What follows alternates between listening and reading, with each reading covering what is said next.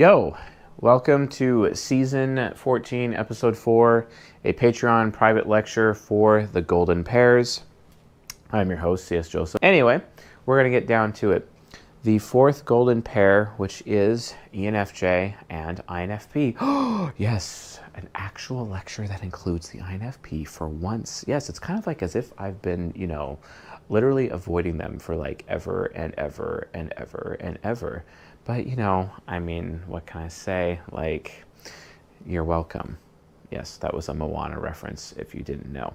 So, anyway, that being said, we have a live studio audience today, too, so shh. And we'll see how that goes. But yeah, welcome. We have the ENFJ, and then we have the INFP. Awesome. So, how are these types the same? How are they different? Okay, so why are they supposed to be together? They are supposed to be together. They are the highest compatibility for each other. One thing about the golden pairs that I don't think has been emphasized enough so far with what we've talked about is how, okay, why do people not get in golden pair relationships? I mean, you'd think that's actually pretty easy for sensors to do that, right? Because of how common, for example, ESFJ, ISFP relationships, which we haven't gotten to quite yet. But if you think about it, what's the reason? Why do people, have a hard time finding the golden pairs? It has nothing to do if they're sensing and intuitive, although intuitives do actually have a statistically lower probability of getting with their golden pairs because they're just that rare. They're just rare. And I mean, okay, sure. For example, the INTJ female, who I am, ideally supposed to be with, is very, very low percentage. What is it, 0.3% of the population of the planet? It's insanely low, right? And ENTP men are also insanely low as well. While ENTPs in general, 3% of the population, a male is actually probably maybe 1.2 of that 3% compared to the ENTP females, because the ENTP archetype has more feminine energy than masculine energy typically, unless the ENTP male has developed their ISFJ subconscious, and that's when their masculine energy actually begins to show up more so. And which is great. They should definitely be developing their ISFJ subconscious as a result of that. But enough of that. The point is, why is it this way? It's this way because when you're looking at being in a golden pair, you literally can read each other like a book, which means there is forced vulnerability. That kind of vulnerability makes it really hard for people to get into relationships with each other because of how vulnerable they are, because they literally they can't hide anything. This is why typically if you go to our season 12 social compatibility lectures, you start talking about or listening to oh hey, or I start talking about how most people get married to their third highest compatible type. Why is that? According to social compatibility, that is. Why is that? The reason is, it's like ENTJs marrying ISFJs. That's super common. But why is that? Sexual compatibility right here, basically they are the perceiving functions. You have a cognitive axis right here. You have another cognitive axis right here. But it is the extroverted sensing function trying to eat or consume or be with the introverted sensing function, or extroverted intuition trying to do the same with introverted intuition. Extroverted intuition is you can do whatever you want. You have all the choices in the world, or I'm going to give you and obligate you and give you the best experience you've ever had, SI, etc. Sexual compatibility, sexuality is based on perception functions only. That's where it starts. And then it bleeds into the decision-making functions, but you still have to have the compatibility of the perception functions first to have any positive sexual experience, folks. That's how it works. Emotional compatibility, very similar. Because when it comes to the heart, extroverted feeling wants to make introverted feeling feel good. Okay, sure. And then extroverted thinking wants introverted thinking to become more intelligent, right? For example, I am a TI parent. I need to be more intelligent. I get more intelligent when I have a TE user in my life, specifically an INTJ woman, for example, who is giving me consistent positive input. This actually makes me more intelligent, which makes me more capable in literally everything I do, which means I produce higher quality lectures and better software and better services and better customer service and better, literally everything, specifically as a result of her influence, right? It is no different for anyone else's type. That's how it is for like literally everybody. Everybody's this way, including, you know, ENFJs and INFPs for the fourth golden pair, of course. But yes, it's that way for everything, because guess what? INFPs, they make those ENFJs smarter and more intelligent and more capable because of how organized those INFPs are, right? That's how it works. It's awesome. And I'll show you why in like a few minutes here, but hold on, let me continue. People struggle getting into golden pairs because of the vulnerability required to be in a golden pair. It takes a lot of maturity. If there is a lack of vulnerability, if there's someone trying to hide something in a golden pair, the other person will detect it. And as soon as that happens, doesn't matter how compatible you are, the loyalty breaks down, the willpower breaks down, the logic breaks down, the morals breaks down, and then you've literally lost the relationship. And then you have what is called the up and down roller coaster that's known for the golden pairs. Specifically, every golden pair is at risk of this. Be aware of it. Be aware. It always happens, and you never know when it will come, unless, of course, you are being mature and you are willing to be vulnerable with your fellow lover within the context of your golden pair. If you do not do this, you are foolish. Make sure you pay very much attention and make sure you execute it appropriately, Make sure. How do you do that? By being honest with them, like for once. Like literally, be honest with them, like right out of the gate, okay? Because guess what, folks? I don't care how flawed you are. I don't care how flawed you are. I really don't care. Your golden pair, the other person that like you're supposed to be with, is going to be the most understanding person in the entire world. So why don't you just get it all out on the table on day one? Because they're going to be the most accepting person. So why don't you just do that? Make it happen, right? Make it happen. Make it a thing. You'll save your relationship. This is especially important for idealists, NFs. And guess what? We have our first NF golden pair this evening, the ENFJ and the INFP. So let's talk about them at this time. They're both idealists. So they're both affiliative, focused on doing the right thing. Doing the right thing is extremely important to both of these types. Okay, fair enough. And then you have, they're both abstract. So they're all about what if. Fair enough. We like it when you have abstract people with abstract people and concrete people with concrete people. It is the way to do it. And then beyond that, they're also very interest-based. Hey, what's in it for you? What's in it for me? Etc. That's how they work. That's their temperament, known as the idealist, very people-focused. How do these types actually meet each other? Now, if you say like dating app, like I'm just going to shoot you. I mean, okay, you could actually find a lot of NFs in dating apps if like, you know, you're in San Francisco or Bay Area, for example, because it's like literally NF land, because NFs like literally run that show, for example, you know, or if you're trying to find SPs, you just go to Australia, you know what I'm saying, and then you'll find them, or maybe in the Midwest, or like towards the Ozarks out in like the Midwest. That's like kind of weird, but yeah, that's where like a lot of SPs are and whatnot. If you want to find NFs, yeah, you can do a dating app in like San Francisco, sure, okay, or most parts of California, whatever, but I don't recommend it. For these types specifically, you want to find an ENFJ, what do you do as an INFP? You go volunteer. Go volunteer. I've said it like a million times. Go volunteer.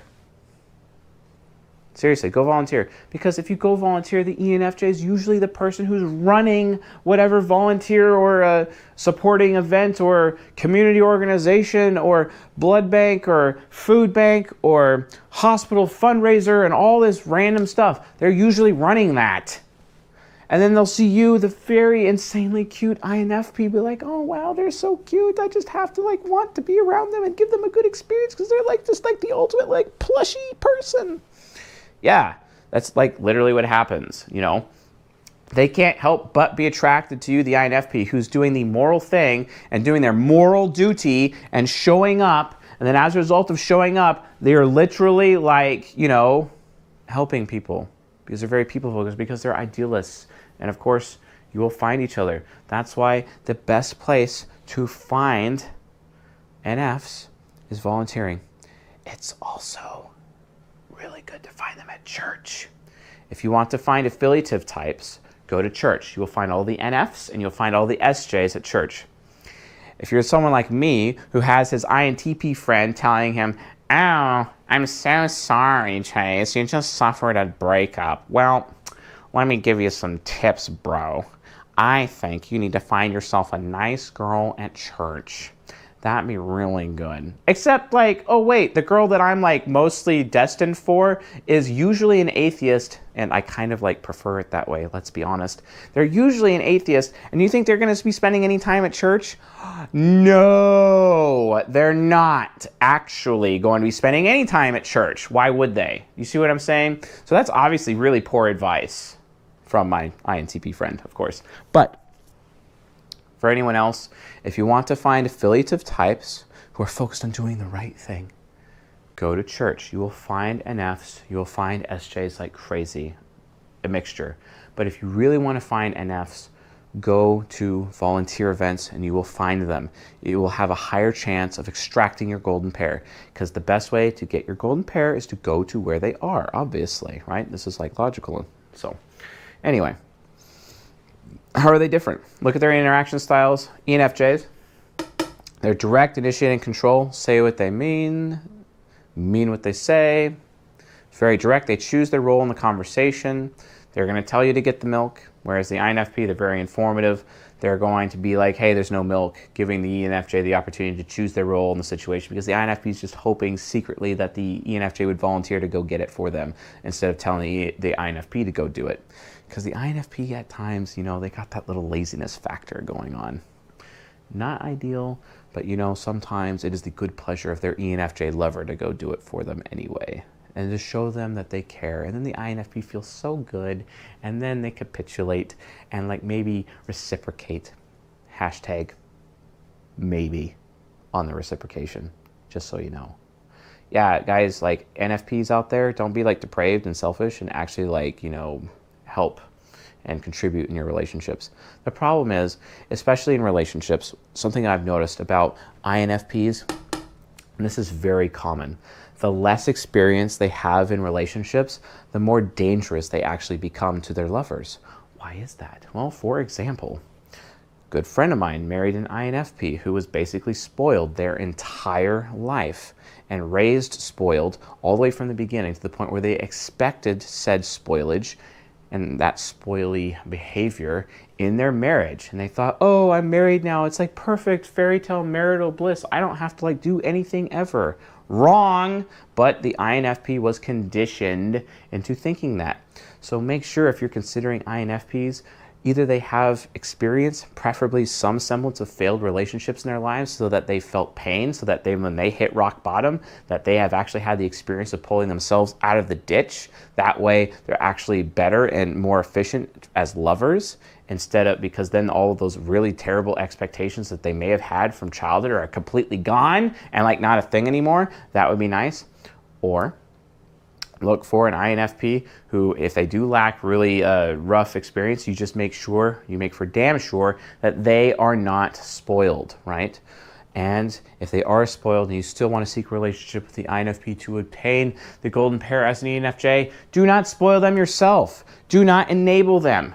Yes, I just said bad things about an INFP. Now it's time for me to say some bad things about the ENFJ. You people spoil and freaking enable everybody. It's really frustrating. Stop enabling, because guess what? You will not be happy in your golden pair if you're going to be enabling your INFP like you basically do to everybody else. Stop enabling people. I'm so tired of ENFJs enabling people. I actually had an ENFJ friend recently. God bless her. She's a really great person. I'm very happy to have her in my life, and I really appreciate her very much. But she did not criticize me at the time that she should have. It's because of that enabling behavior. She took full responsibility for it, and she apologized for it, which I'm very appreciative for. But the point is, that's just one example as to how bad it can get. And that criticism could have been really, really critical, because TI inferior criticism goes a long way, especially in the golden pair. With that criticism, it keeps the INFP in check. That criticism, it keeps them moral. It keeps them from becoming depraved, selfish fools, basically, because of that criticism. And the ENFJ has to be willing to go that far. Has to be willing to hold the INFP to the fire. And as a result of holding them to the fire, they will actually grow for once and not get stuck in their ways or stuck in their comfort zone. I am so sick and tired of hearing about INFPs in their freaking comfort zone. So tired of it. Such that they allow people in their life to abuse them. And then they end up enabling those people with their ENFJ shadow. Gosh, we got an ENFJ ego enabling, we got ENFJ shadow enabling. It just keeps happening. But the whole point of this golden pair is to help avoid the enabling and enable instead personal growth, continuous improvement. You know what the Japanese teach? They call it continuous improvement, Kaizen, right? That'd be nice. You guys need to stop being afraid to criticize each other. You have to criticize each other in order to grow for this golden pair. It's absolutely critical. So they're direct. The initiating is for the ENFJ, responding for the INFP. Yes, they are introverted. That's okay. The ENFJ is out there flying around saving the world, being an activist and whatnot, and the INFP is developing the core interpersonal philosophy that is being executed by the ENFJ. Great. That's very awesome. Very important for that to actually happen and to take place. But that will not take place if the ENFJ is too scared to criticize the INFP, because then the philosophy of the INFP is super low quality at that point. Oh, wait a minute. Yes. Did you guys not know that about INFPs? That the quality of their work, the quality of their philosophy, the quality of the meaning of their life, the quality of the purpose of their life is all based on whether or not they have someone close to them that's actually willing to tell them the truth to their face and hold them accountable and obligate them for change and, if necessary, willing to shame them. Shame them publicly in front of people close to them. Because if they're not willing to listen, not willing to listen to their obligations, not willing to listen to their research, well, you're just going to have to shame them and shame the INFP and expose them so that everyone around them starts to think less of them for their stupid behavior. And that's the only way they're going to grow. That's like the last-ditch effort. That's right. You start stabbing their inferior function. Yeah, one of my favorite things to do with my demon. Oh, my SE demon loves it very much. Brings it great joy every day. You know what I mean? And if I'm not doing that every day, well, I mean, that's why I used to play World of Warcraft. My job was just to camp people doing dangerously delicious every day. And I would just relentlessly hound people over and over and over again to the point where they cry, moan, and complain about me in local chat every single day. It was so gratifying. All the tears. I would take screenshots of the tears and post them on places and laugh at people for like being terrible, and it's like just a game. But then everyone has to take it so seriously. Oh, you hurt my Saturday night. Yeah. Well, ENFJs, you need to be willing to hurt the Saturday night of INFPs in order to keep them growing. Oh, but wait, there's more. It is the INFP's responsibility to make sure that the ENFJ is not being stupid. Because guess what? If the ENFJ gets lazy, and they can get lazy, they can get selfish too, they can start making really poor decisions really quick because they're not spending time verifying anything. And it is the INFP's job to make sure that the ENFJ is being intelligent, that they're thinking about things properly, that they're being organized about things properly, that they're not leaving anything out, because they will leave out specific details within their decision making, and then they're not going to get anything accomplished, or they're going to get halfway, and then it's just going to blow up in their face. It's like the INFP ends up becoming the secretary for the ENFJ, so the ENFJ can have proper decision making. And if the INFP doesn't do it, oh man, it's going to be bad for everyone, including the INFP. It's going to be really bad. Careful, careful. It is the INFP's job to make sure the ENFJ is not behaving stupidly.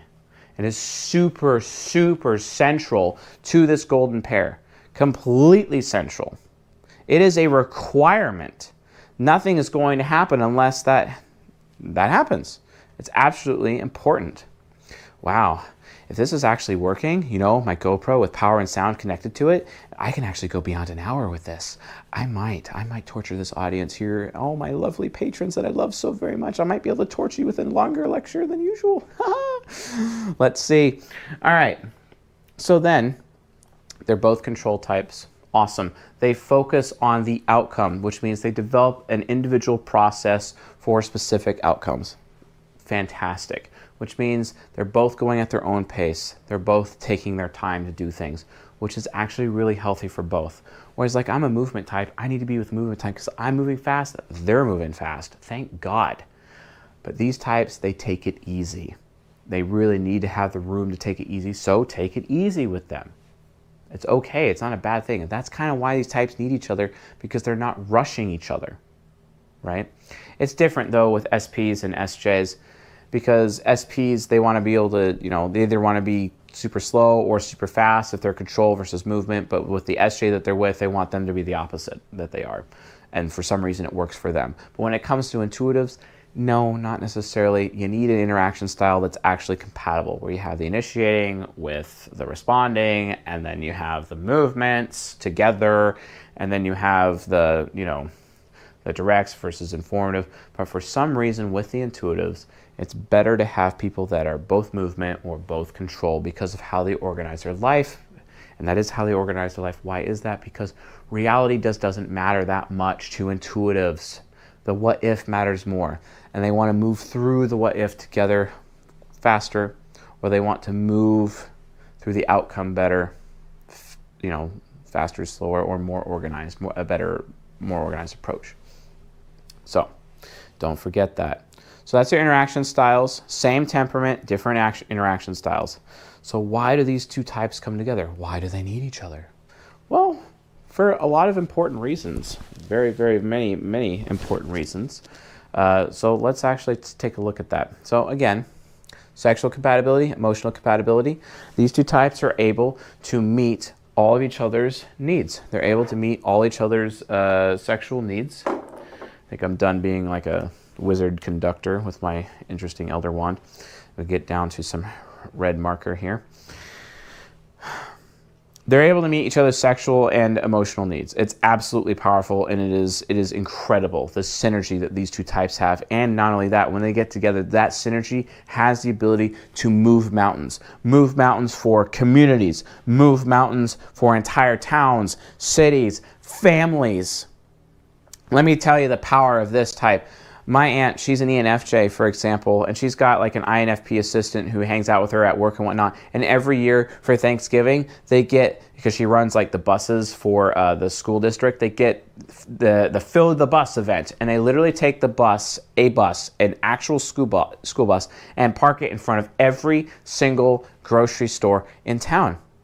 And they tell people, you need to fill this bus full of food. And they go give it to people for Thanksgiving. Wow. See, that's amazing. That's the power of this golden pair. That is what this golden pair can actually accomplish. Actually changing and improving the lives of their fellow human beings. That's amazing. No wonder the INFP needs to make sure the ENFJ is being intelligent. No wonder the ENFJ needs to be willing to criticize the INFP. Because none of that would be accomplished without either or. I don't care how butthurt you feel when I'm saying this. I'm telling you the truth, okay? Ow, but you're so biased. You're like the most biased person I've ever saw on YouTube. Yeah, I am. Don't care. Take it with many grains of salt, and good luck trying to prove me wrong, because you can't. But the point is, ENFJs need to be willing to criticize INFPs. INFPs need to make sure that the ENFJs are not being unintelligent or making really unintelligent decisions. Hashtag being stupid, basically. It's really important. They both contribute to each other in this way. And unless that happens, unless they're willing to be vulnerable with each other, unless they're willing to be honest with themselves, it doesn't matter from a golden pair standpoint. These two types are not going to work out, because remember, this is just nature, folks. These two types together is just nature. You still have to get over the obstacle of nurture, with nature, I can give you this golden pair, but that'll only be halfway. Sure, I've shaved off 10, 15, 20 years of understanding that you need to put together for your relationships. Sure, that's fantastic, but you still have to get over the fact that they have a birth date, or they have a favorite color, or a favorite food, or a certain style of dress. You still have to deal with that, okay? So you still have the responsibility of learning your lover, learning them as much as possible. And these two types are no different. So let's look at it from a cognitive function standpoint, shall we? So we have FE hero trying to consume the FI hero. Ooh, very nice, yes. So the ENFJ, they're very initiating, so they usually initiate with the INFP. It doesn't matter if the ENFJ is female or male, it doesn't matter. They are the initiator, and then they go to the INFP, who's usually a male or a female, either one, because, you know, we have genders, right? And I say usually because statistically there's less homosexual people out there. Just saying. So based on that, the ENFJ usually initiates. Why? Because they're trying to make the INFP feel good. They're trying to make the INFP feel something. Maybe they're trying to make the INFP feel bad because they realize the INFP is a selfish prick. Who knows? It doesn't matter. But that's usually what happens at the beginning. The ENFJ is initiating. Why are they initiating? Because they actually want to. Because they have NI parents. That's because they want to. They have the desire, the passion. I want to initiate with you. I want to give you a good experience because these two are connected. I want to give you a good experience, and I want SE give you good experience. Ah, yes, because I want you to be loyal to me. Because the ENFJ is looking for loyalty. They are looking for diehard loyalty. Guess what? The INFP does that for them. Yes, because they have the SI child, and then the SE gives SI child good experiences. And those good experiences, it's like etching their soul, right? You know, with the elder ones, I etched my soul. Yes, now I am loyal because these etches are so good. Oh, so nice, so very nice. Yes, and because their soul is now etched, well, guess what? They remember all of those good things that the ENFJ has ever done for them, ever. All the good things, right? All the good things.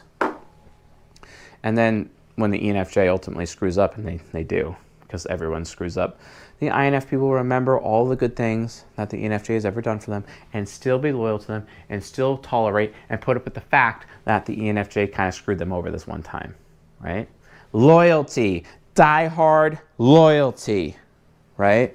That's what the ENFJ is looking for. And that's what the ENFJ does when they're initiating with the INFP at the initial contact. And it's like, hey, I think you're great.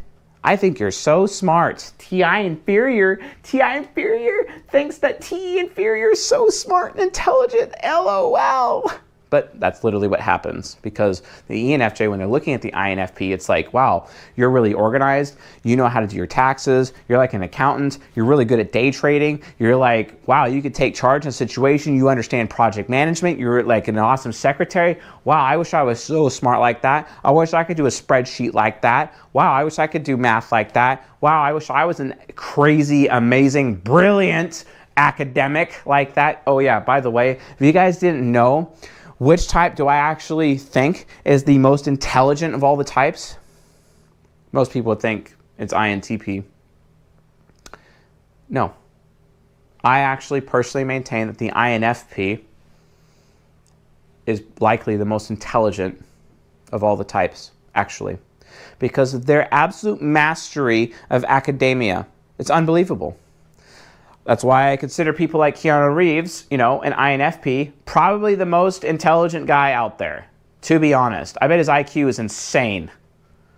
Not only that, his moral fiber is like off the charts because, you know, FI hero. And of course, the ENFJ is like, oh, I want that so bad. Oh, me to have that. You know what I'm saying? Like, I mean, every ENFJ out there is just like trying to get with John Wick, let's be honest. He's such a tortured soul, and I could make him feel better. I could improve him. You NFJs. LOL. But thank you for doing it. Thank you for not giving up on improving people. It is your purpose in life. Teaching them, improving them, So thank you. But ENFJ initiates with INFP. INFP's like, wow, I'm really getting a good experience. Wow, I'm really comfortable. They're making me really comfortable right now. Wow, they really think really highly of me. Oh, wow. Wow, they're telling me about how other people know me too. Wow, people talk about me. Wow, people know me. And then all of a sudden, that INFP's feeling on cloud 9. Oh yeah, I'm popular. Oh yeah, I got social status. Oh yeah, I'm totally loving this. Oh yeah. You know what I'm saying? That's like literally what happens. Well, guess what? It goes the other way. The INFP, because of their super high moral fiber, their super high morality, it actually causes the ENFJ to behave more moral. And then the ENFJ is able to absorb that morality in them, right? Because, wow, I'm going to make you feel good, but because you feel so good about me, I feel valued, I feel validated, you're always responding to me, you're always thanking me for every little thing that I do all the time. You actually appreciate me and no one else appreciates me for once. Then the ENFJ is appreciated for once. Wow, someone actually likes that I spend so much time every November to fill these school buses in front of these grocery stores and give that food to people. Food bank. Someone actually cares. Someone actually feels good about this. Someone actually gives a damn. And guess what? Those INFPs, full of all that sympathy, they really do give a damn. Every time. And that's what ENFJs need. They need that. They need that recognition. They need that appreciation. And the INFP provides in droves. Every day.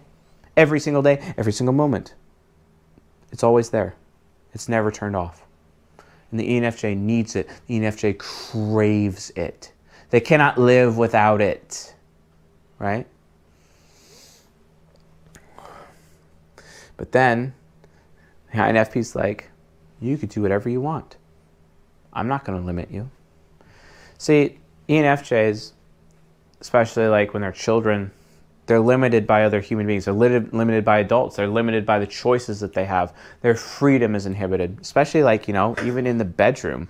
Because ENFJs, if they end up getting with people, they're usually with SPs. And so then they're really limited in the bedroom when they get with SPs, because that's just like literally cancer for them. Don't recommend that. Because the SPs are like, well, I want to not be limited, so I'm going to limit you so I'm not limited in the bedroom. And then the ENFJ has to put up with that crap. They're trying to not be limited. And then in the bedroom, the INFP's like, you have full choice to do whatever you want to me. Do with me what you will. And then the ENFJ's like, oh yeah. I have plans for you. Yes, that's like literally what happens. And then they are able to unleash the full force of the fury of their passion upon the INFP and paint upon that canvas with all the finesse in the world. You know what I'm saying? They have that freedom. They have the freedom of choice to always do with what they want every single time. And they love it. They need it. I have freedom of choice. And not only that, the INFP's like, wow, you're really responsible with decision making. You're really responsible with what you want. Wow, you could do whatever you want any freaking time. And based on that, they're able to move forward. The ENFJ has freedom of choice. The INFP provides it. Wow, someone actually lets me do things. Someone actually lets me do what I want. Someone actually trusts my judgment. That'd be nice. That'd be really nice. So, goes even further than that. When I was talking about criticizing the INFPs for their personal growth, when I was talking about making sure the ENFJ is not making stupid decisions, I was really talking about this tier, the inferior tier. Okay, the inferior tier. Because the inferior functions, they're so insecure. The ENFJ is so insecure that they're incorrect about things. I need to tell my phone to shut up right now, but whatever. They're so insecure about what they think that they might be wrong about things. And they question themselves over and over and over. But the INFP is just trying to come up to them and be like, stop questioning your own thinking. You're actually correct. All of these reference points prove that you're correct. I've done the research already. Stop being afraid that you're wrong. You're actually really intelligent. It's okay. And then ENFJ is like, you feel that I'm actually smart? You actually value the thoughts that I have in my head? You are actually going to listen to me? No one listens to me. They just ignore me, or they take me for granted. I dare say, the INFP will never take the ENFJ for granted, provided the ENFJ is not enabling them. But a healthy, mature ENFJ would not enable them in that way. But that's the point. They're vindicated. Or from this point of view, the ENFJ is like, I think so highly of you. You are the most moral person I've ever met. You're the best person I've ever met. You're the most human person I've ever met. You are someone who actually cares. I think so highly of you. I am going to tell everyone about you. Everyone will think highly of you because of the things that I tell them. Every time I introduce you to them, I'm going to speak so highly of you to them, so that everyone knows how awesome you really are. And then INFP's back at cloud 9, you know what I'm saying? Right? That's what they need. In the bedroom, different story.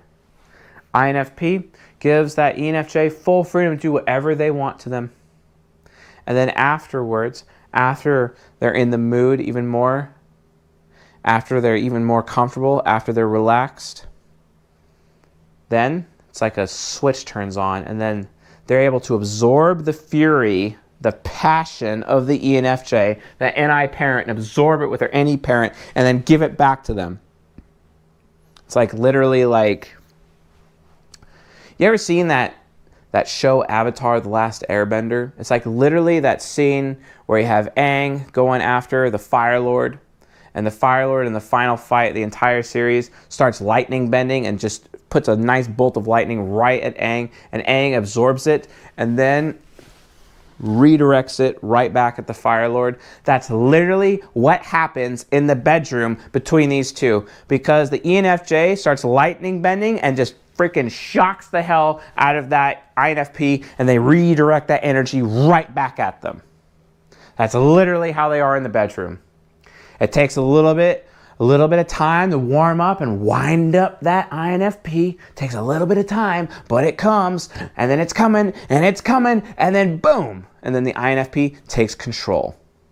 That ESTJ is out. The ESTJ subconscious, because guess what, people? When people have sex, they do it with their subconscious. And when they're in the mood, FI hero, when they're relaxed, SI child, oh yeah, all of a sudden the ESTJ comes out, and it's almost as if they got like a little whip, and they're like, whatcha, right in the bedroom. You know, it's like literally the matador. You know what I'm saying? They got that, you know, and the ENFJ is literally the bull at that point. They got that little red cape thing, you know, and that's like literally happens, redirecting the introverted intuition parent to wherever the INFP wants. And it is as if the canvas becomes a redirection of energy. It's like, ooh, you think you can paint on me right now? Very good. You can paint on me. Oh, but, oh, you missed. You're going to have to try again. Oh, you missed again. Wait a minute. That's like all very Matrixy, and that's kind of like, you know, Neo. Wait, he is an INFP, LOL. Oh, now it actually makes sense, doesn't it? Yes.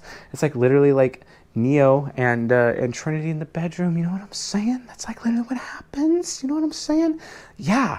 That's literally how these two people are in the bedroom, because extroverted sensing child is just trying to give a good experience, because it's like, oh yeah, guess what? You know, ENFJ woman definitely loves being in control and all that. And then all of a sudden, whoa, I really like, now like has taken control. ESTJ subconscious is out, and I can let him have his way with me, or vice versa.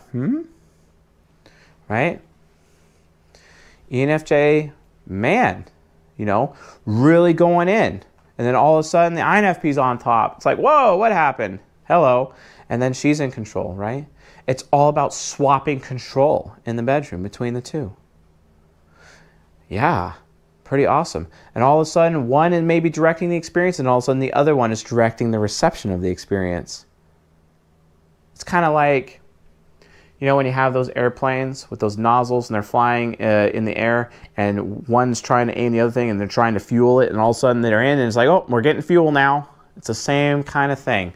It's the same kind of thing, except, you know, the INFP has got that nozzle for giving the fuel and it's just like, hey, follow me, like a matador in a dance with a bull, right? It's like literally what's going on here, you know? And then the ENFJ is just touching the INFP and they're just so electrified by it. And then the INFP reacts to them like lightning. Remember lightning bending? That's literally what happens. The lightning bender is the ENFJ, but the INFP, they're the earth bender, right? That's what they do. They're the earth bender. They're also a water bender at the same time. They're earth and water, right? Whereas the ENFJ is fighter and air, okay? Right? And they use their air to create a firestorm with their fire, or a lightning storm basically, and they're just touching that INFP, and the INFP is reacting to every little lightning strike, every little touch constantly, such that the ENFJ is like, oh wow, they're like reacting, like can literally direct their reaction to me in real time. It's just so amazing. This canvas with which I paint the pun is becoming alive right before my very eyes. And then the INFP redirects the lightning back in their direction and then is able to take control from there, provided their mood is well and they are relaxed and comfortable to do so, which the ENFJ can do because SE child puts SI child at ease, because NI parent puts NE parent at ease, and they're able to have that absolute sexual synergy that they will not be able to find anywhere else. That's how it works. Let's go even deeper, shall we? The shadows. FI nemesis, worry. There is worry within the ENFJ that they are a bad person. Well, the INFP worries that they're a bad person too. The INFP also worries that they're not caring enough. So sometimes the INFP overcompensates and tries to care more than usual. And then the FI nemesis of the ENFJ is able to receive that, and then as a result, they feel more cared about. You know, on top of the fact that TE inferior here loves how thoughtful the ENFJ is because of how thoughtful they are. ENFJs are insanely thoughtful. And they're probably the most thoughtful of all the types, let's be honest. And how thoughtful they are is what makes the INFP so attracted to the ENFJ, because of how thoughtful they are. Very, very important.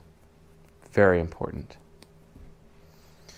But nemesis functions. The critic functions.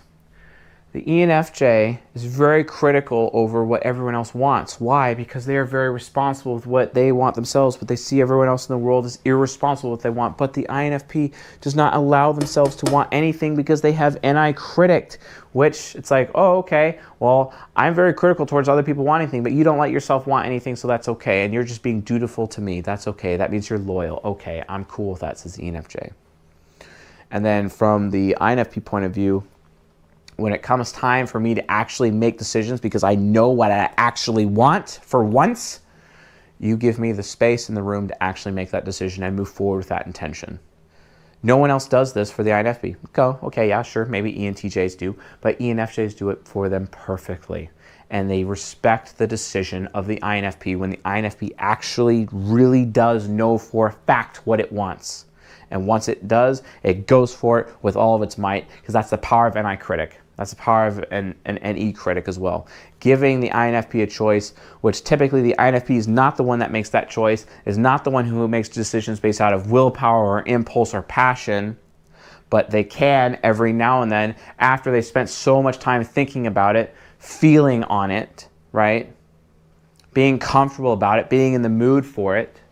What's really great about the ENFJ though, that FE hero and that TI inferior, they can mold and shape the mood of the INFP such that the INFP could potentially forever be in a good mood, specifically because of the influence of the ENFJ. Oh, imagine how that like translates into the bedroom. Oh, INFP always in a good mood. Oh, always relaxed. That basically means The bedroom experience is always going to be dope. Why wouldn't you want that, INFPs? Why wouldn't you want that, ENFJs? Why not? That's like literally why, right? Then the ENFJ is super forgetful. SI trickster, extremely forgetful. They have lists, they write on everything, they have notes. I bet their note app in their iPhone is really, really full of all the things, like literally full of all the things, constantly keeping notes about everything. But guess what? Thank God for the INFP, because SI child has such long-term memory access that they can remember things for decades, and they will remember everything for the ENFJ. The ENFJ has this problem because it's like if there's no photos, if there's no social proof of the good times that we've shared, it's like, I feel like we're not even in a relationship anymore, FI Nemesis. I feel like you don't care about me anymore. I feel like our entire marriage is a lie.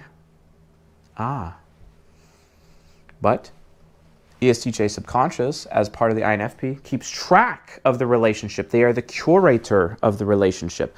They take the photos. They remember everything. They remind the ENFJ consistently because they themselves are a totem that have been etched by the ENFJ such that they remember and have archived the entire relationship, and they themselves are a totem of memory for the ENFJ such that the ENFJ can literally look at the INFP, and just through looking at the INFP, they automatically know what they're thinking about. They automatically remember everything just by looking at them.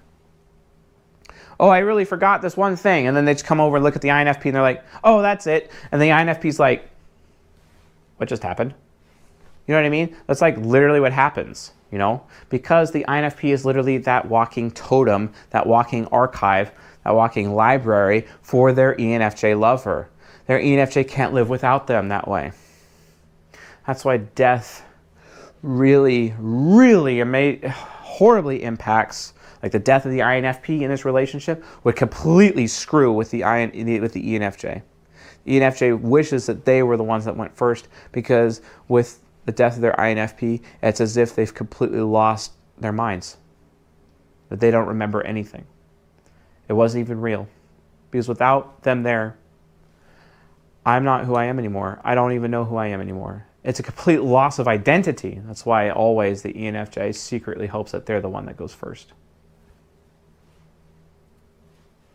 Of course, actually, that's kind of the hidden hope of all SE users. They all hidden hope that they're the one that goes first. Because they know without their golden pair lover, it's like they're lost their mind. It's like they don't even know who they are anymore. They've completely lost their identity, because without the presence of that person, without the presence of that person being so totemic and being that totem for them, that literal vessel of memory for them, it's like they can't live with themselves. They can't remember. They don't even know who they are anymore. It's very tragic. Better to have loved and lost, right? That's why the sting of death is so terrible. It's also why the sting of death is so necessary, to really teach us the real value of things in this world. And love is no different. And demon functions. ENFJ. If they ever feel that their INFP is not listening to them, if T inferior is being lazy and not listening to them, they're going to freak out and start saying, well, you think this, and you think that, and you obviously think this too about me, and how dare you, and blah, blah, blah, you never listen to me. Or the TI demon, I think this.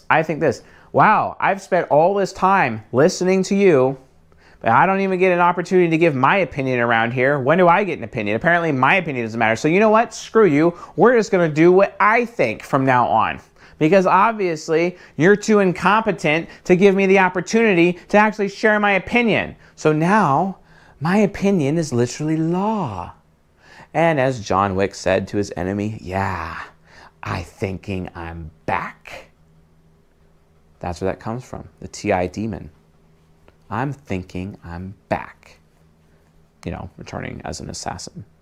The worst assassin in the history of the world. Or most effective assassin. Most deadly assassin. Yeah, that's what happens. To avoid the demons in this relationship, folks, all you have to do. T inferior is always able to have the freedom to give their opinion about things and provide reference points for decision making. And TI inferior is always listened to, even if they're wrong, even if they're incorrect. The INFP will still listen to them and put up with them being wrong and tolerate them being incorrect because they just love them that much, because they respect them that much. That's what it's all about, folks. Love and respect. Love for the day is near. I already told you about the sting of death. People think biblically love for the day is near is because, oh, Jesus is coming back, the end of the world. No, it's because we're going to die. And the only thing you can take with you when you die is the relationships you have with other people. Don't waste that. I'll tell you, I care about a lot of people.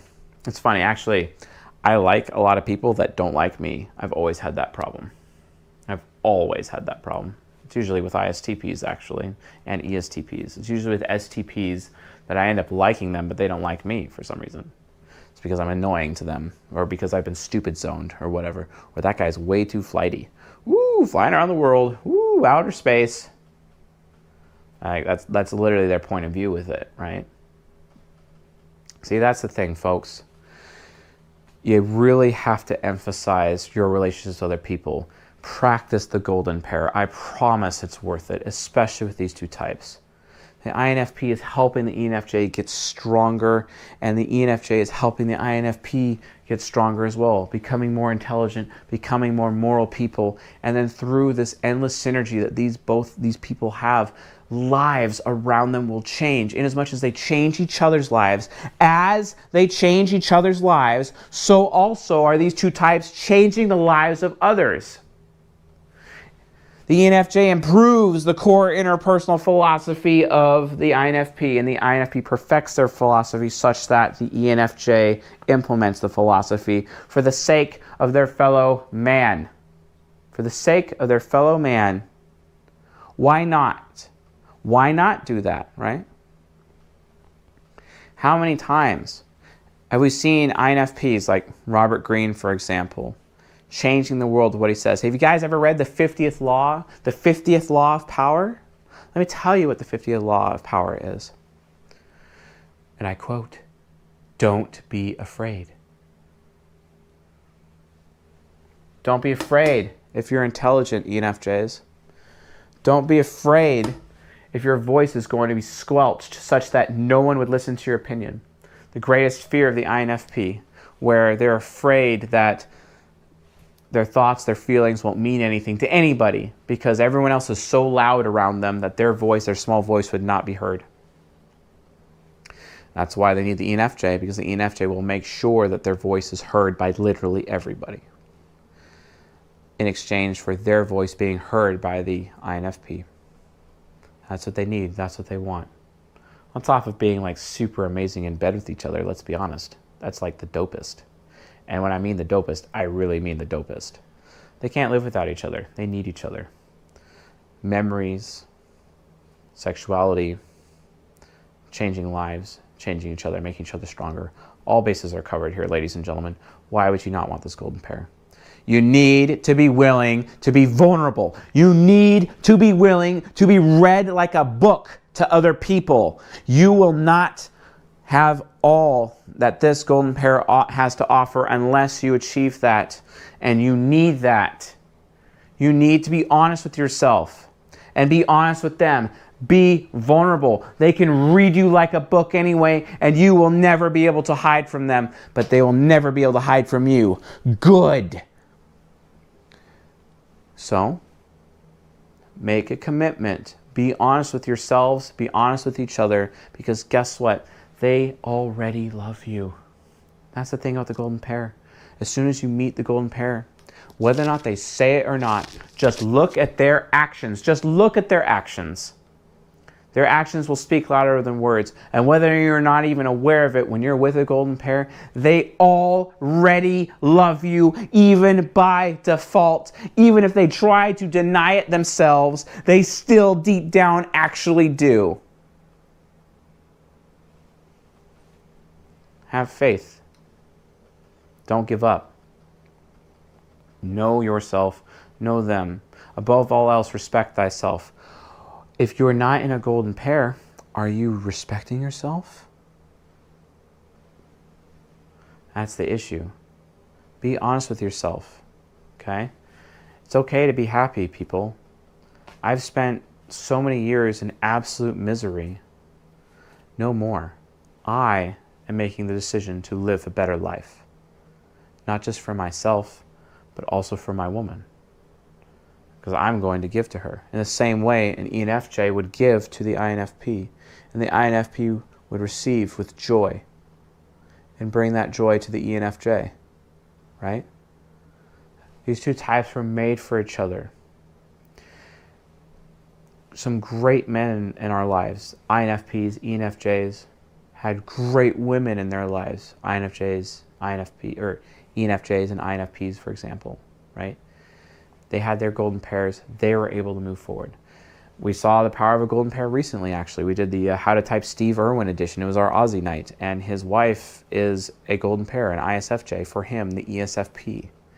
And imagine what they were able to accomplish, you know, for animals, for example, as well as communities and so many children and so many lives changed and touched and expanded the horizons of many young children all around the world, specifically because of their influence and their relationship. Imagine what an INFP and an ENFJ can do. Communities, all of a sudden, that don't have hospitals, all of a sudden do have hospitals because of their amazing fundraising capabilities, the community organizing capabilities. Seriously, understand the truth. That is the truth. So, anyway, guys, that concludes season 14, episode 4. Thank you all for being patrons.